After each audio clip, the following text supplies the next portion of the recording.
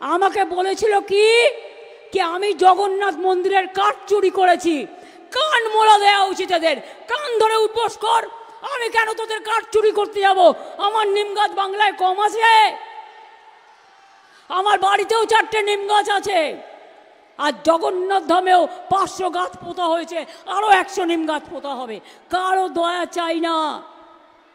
শুভেন্দুদা, একটা কোশ্চেন আছে, সেটা হচ্ছে মুখ্যমন্ত্রী বলেছিলেন যে কান ধরে উঠবোস করতে হবে। চুরি তো প্রমাণ হয়ে গেল, নিম কাঠ চুরি হয়েছে, তো এখন কে কান ধরে উঠবোস করবে? এখন মুখ্যমন্ত্রী বলেছিলেন ওড়িশা সরকারকে। বয়সে বড় বলতে পারি না,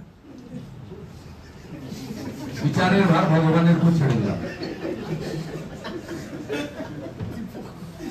চুরি তো প্রমাণিত দাদা, কিভাবে এটাকে তিনি মেরামত করবেন? উনি যেমন বলেন আমি ইংরেজি মিডিয়ামে পড়িনি, আমার ইংরেজি ভুল হতে পারে, আমি হিন্দি ঠিকঠাক বলতে পারি না, এটা কিভাবে উনি মেরামত করবেন উনার ব্যাপার। তো আপনি যেটা প্রথম শুরু করেছিলেন ওটা আমি বলতে পারি। আমার লিমিটেশন আছে, উনি বয়সে বড়, এটা আমাদের হিন্দু সংস্কৃতি, ভারতীয় সংস্কৃতি শেখায় বয়সে বড়দেরকে সম্মান দিতে।